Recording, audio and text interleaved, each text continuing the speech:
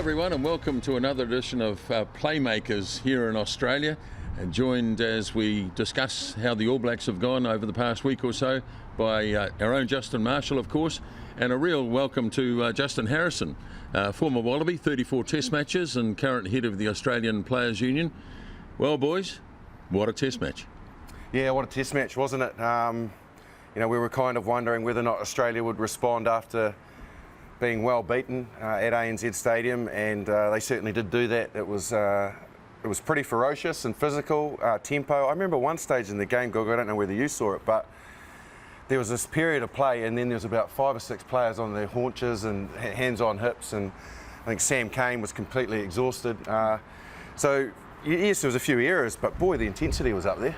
Yeah, look, and thanks for having me on for a start. But look, it had all the ingredients of what we expect in a gladiatorial contest between two nations who have been going at it for 118 years.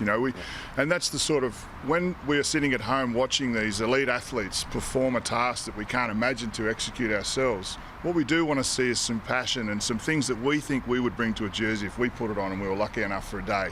So lots of things about players putting themselves in harm's way, some controversy with the red cards. It had all the beautiful ingredients of a very physical contest inside the beautiful game of rugby. We were sitting here 7 days ago talking about the Wallaby performance, which we did. So much different, wasn't it? So much different in Brisbane. Well, it was anything but a performance last week. It was just it was a sinking ship, and we looked at that with puzzled bemusement. We thought that Wellington had presented us with some sort of principles of play. When you see a national team take the field, you want to find yourself in that team. You want to see what it is to be an Australian wearing a Wallaby jersey. We know what the All Blacks do every time, from Lower Hutt through to All Blacks. They play a very passionate, physical, one-on-one, we're going to outskill you and we're going to outmuscle you type of game. We're certainly going to influence you and intimidate you as well, right from kickoff when we knock out a pretty powerful Haka. What do we do as a Wallaby team to respond to that? Well, we do things like putting ourselves in front of the defensive line for our teammates. We didn't see any of those ingredients, or not enough of them last week, but we saw it this weekend. Why do you think, though, and I was sort of speaking to Rod Kafer after the game as well, and he said, geez, we're dead rubber specialists, which, you're basically saying when it's on the line, we didn't turn up. Yes, this was a Tri-Nations game, but, the Bledisloe, not having had that for 18 years, that was the big moment, like you said, off the back of form.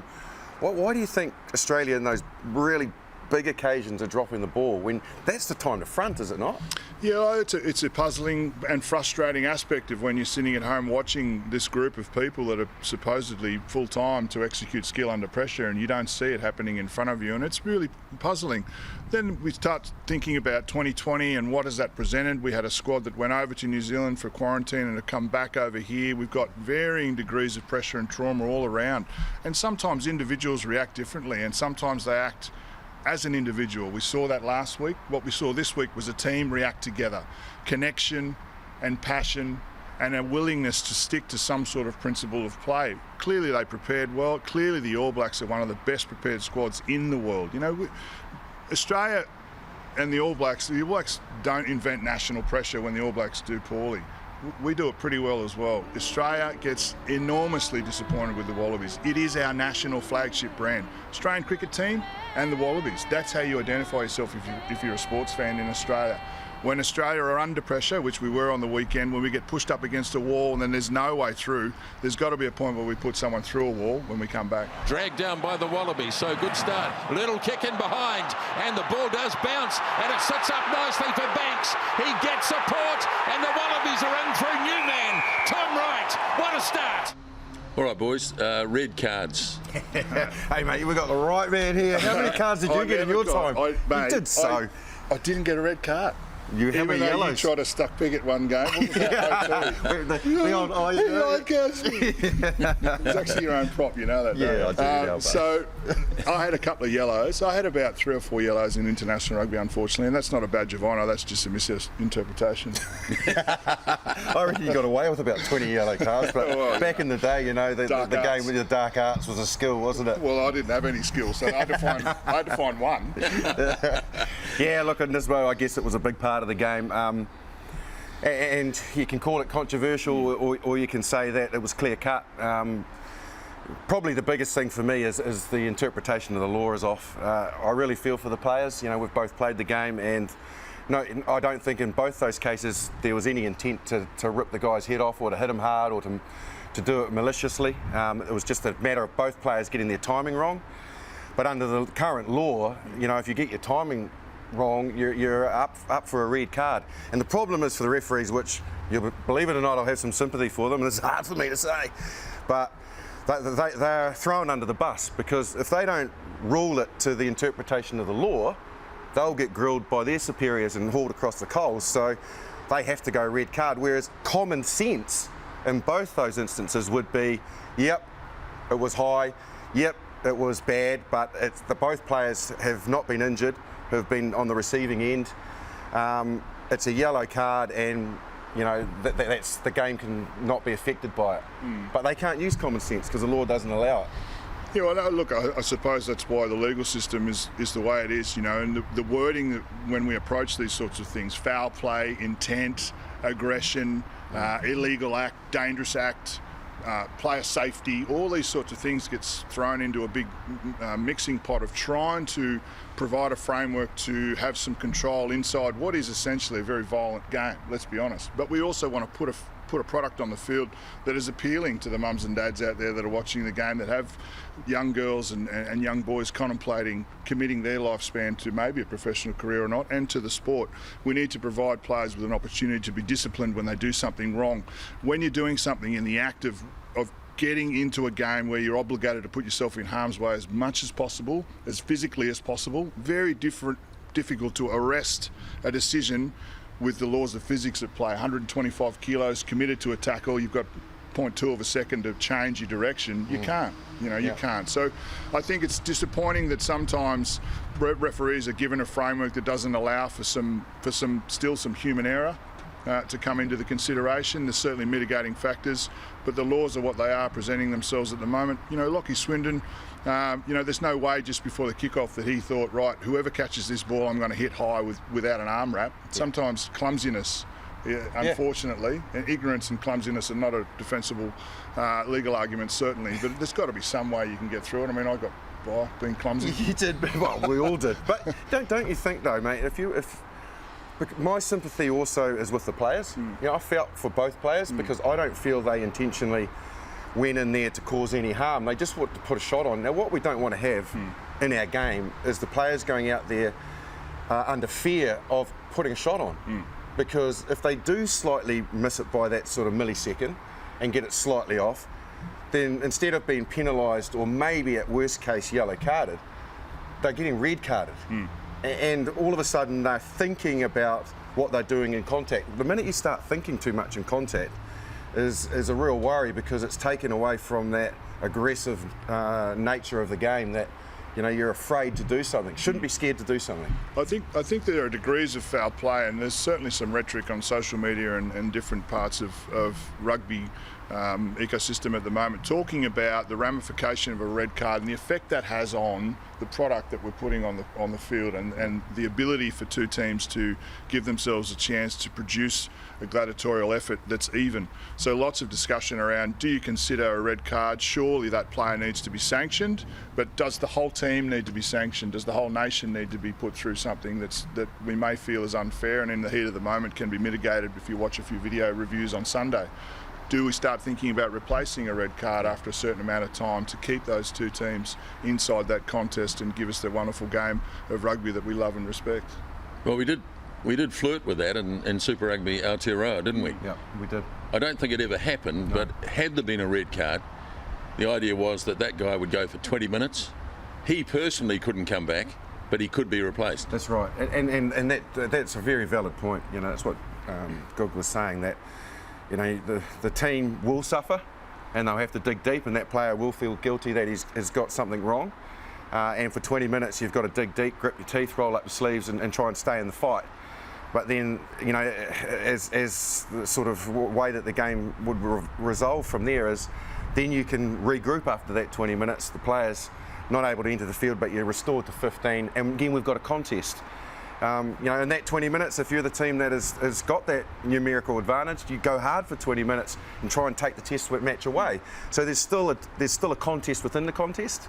So even though we've had this red card, we haven't infected the whole 80 minutes of the game, which could have happened yesterday. I think what that first one is in the 18th minute or something. Something like that. Real early, yeah. Justin, did Ian Foster get it right by making so many changes? I think what he wanted was some enthusiasm and some freshness. They'd played and travelled quite a lot. The All Black team, the 3 test matches were pretty intense, especially the ones in New Zealand, and then a very clinical performance. Sometimes when you find that rhythm and you find that synergy, then replacing players takes that away. And I felt that the players that he brought in, I don't think had an effect in terms of they were negative. I thought they all performed and warranted their selection, but I just think in terms of rhythm, they lost a little bit of their sort of game plan and flow, and because of that aggressive Australian defence, they couldn't work their way through it. I think I probably wouldn't have tweaked it until the Argentinian game, with the greatest respect to them. I thought going to Suncorp, where we haven't got a great history, having off the back of a good performance, I don't know what you think, mate, but were you surprised that we made that many adjustments to our team? I think what you have is an All Black squad that has the comfort of being able to make a raft of changes and have the expectation that the performance level and ability won't drop below a certain standard according to the individual's ability. Now, what we also remind ourselves, if we've ever coached or we have a group of men that we're trying to corral into some sort of principles of play, you've got to remember about cohesion. Now, the most connected and best executed game plan probably arrived last week for the All Blacks, with a very good starting 15. Everyone was in the positionally that they were very strong at, and we had some great examples of how a team operates together and stays connected through the whole match. What we saw in the Test match on the weekend was that late in that second half, middle part of second half, we saw some uncharacteristic ill discipline from the All Blacks. We saw Scott Barrett tap the hand out of Nick, tap the ball out of Nick White. That's frustration, and that's unnecessary. That's uncharacteristic from an All Black group who we know have attention to detail, have principles of play, have mana all across the field, and they stay together and they make sure they work through it. Now, sometimes changes in a team doesn't account for that, and you find it difficult to get that connection, and I think probably we saw that last night. On the other hand, Dave Rennie will feel now, of course, that he made the right calls. Yeah, look, coaching is fraught with all sorts of potholes and landmines, and one thing we do know about Dave Rennie, and one thing that we are hoping to see as he progresses through his tenure as the Australian coach, is to develop some of the things that provide the DNA for a Wallaby jersey. Before we start talking about game plan and we're going to kick long and in, or we're going to do short line outs, so we're going to more, that tactically is different to what we're trying to see through our Wallaby framework, right through to whenever kids start kicking the ball around down at the local park. What does it mean to be a Wallaby? We know Dave Rennie's very good at connecting with the soul of someone and looking them in the eye and producing the result he wants from a character reference point of view, not just a skill execution. And the skill inside being probably a good coach is to develop empathy with that player and motivate them to play for you and understand what you're asking them to do. Many times we've seen coaches ask players unfairly on Saturday to play a certain way, and they haven't provided them with the toolkit during the week. What we know from Dave Rennie's short tenure and some of the language is about the culture of the team, connecting everyone together from the very different cultural heritages that they have, but understanding that that's all culminating into what probably we saw most of last night was a willingness and appetite to present yourself in a Wallaby jersey with as much passion as you can and do the basics well. I think the sporadic nature of results and the unpredictability of Test match rugby doesn't allow you to become complacent about blooding players over a period of time. What you need to do is what's brought them to that starting plate as a Test playing athlete. It should be no surprise to a head coach that he all of a sudden has 30% of his 44-man squad under the age of 24. That should be part of a 4 or 5 year, 1.5, 2.5 World Cup cycle depth talent chart of players coming through the system. How do we value players? Who can we afford to lose? Who do we have to hang on to? Who are we absolutely going to develop some sort of framework of principles around. What we don't want to hear also are 4-year plans. We don't want to hear about 4-year plans. We know that's a bedrock of World Cup performance, but we also know that there's Bledisloes every year inside there, just quietly. So we want results, but we want to see what's developing in front of us. So you cannot tell us that players aren't fit and they're young and sound surprised in a post-match interview about that, or use that as a fulcrum of excuse, because that speaks to program, that speaks to talent depth charting, that speaks to planning. How are we marrying our coaching pathway? What are the member unions doing to contribute to that? And that's the great opportunity we have now with this domestic-facing competition that we've just been through. Next year's contemplations about a domestic first because of COVID, and then a trans-Tasman crossover.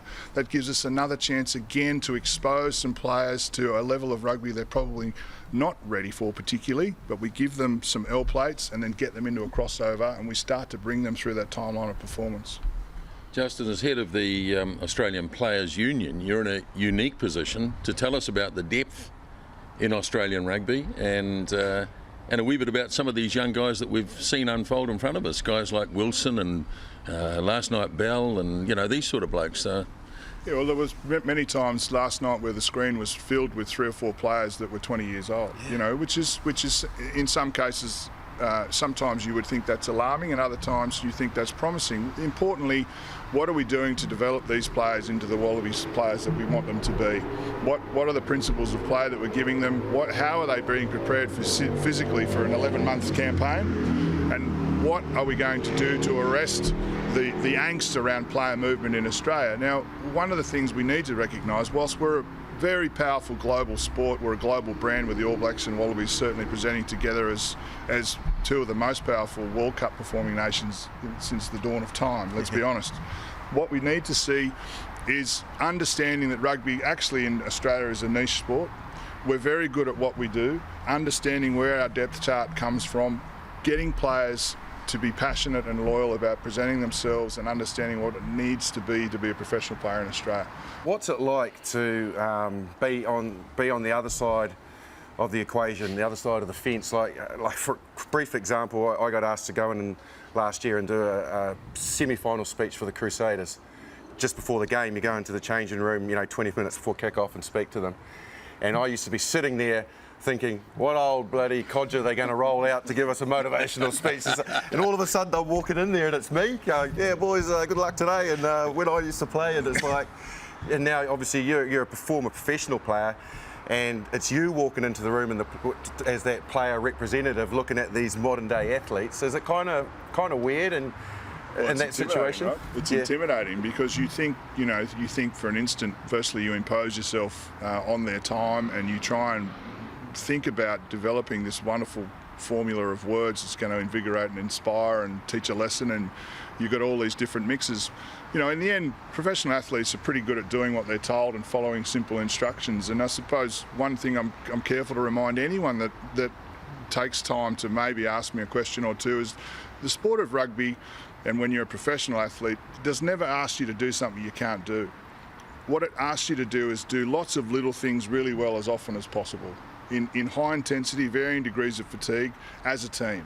Reassure yourself that you're in the right place, you deserve to be there, you wear the jersey with pride, and if you give nothing short of 100%, which is sometimes not evident when you haven't touched the ball much or made a try-saving tackle, but you're working hard for your mates, you're communicating, you've got up and downs, you're working off the ball as much as you can. Those are the sorts of things that aren't new skill.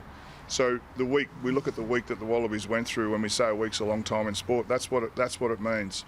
No player last night developed a new skill that they didn't have last week. What they developed was connection, enthusiasm, and passion for a Wallaby jersey. And also let's qualify this. When teams lose, it doesn't mean they have any less passion. They just, for a moment in time, couldn't get that rhythm of match, some momentum, some decisions that go against them.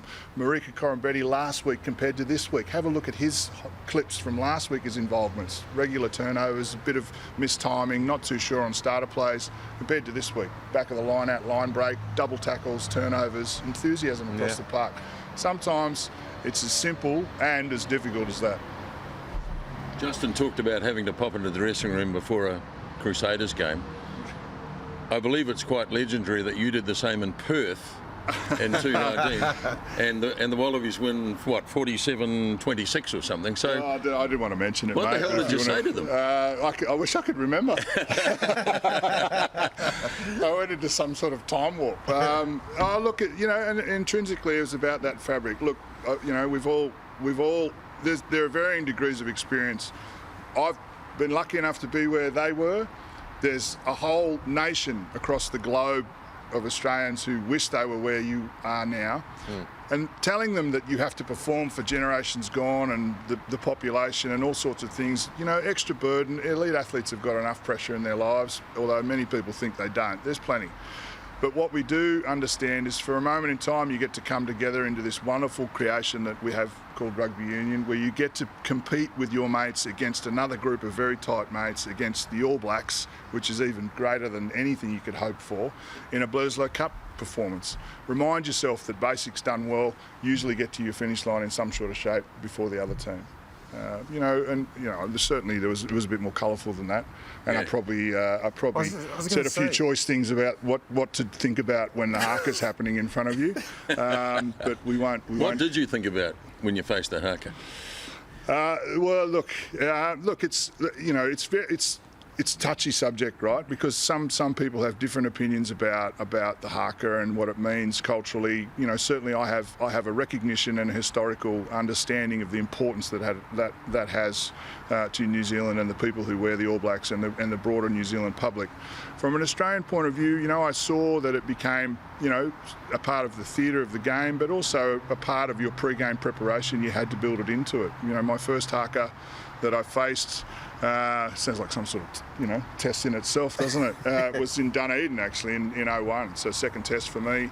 And I remember thinking, I don't really know. And this is fair income. I've told this story before. I sort of asked Griggs, being the most experienced captain that I've played with and best player, and coolest man in the world under pressure.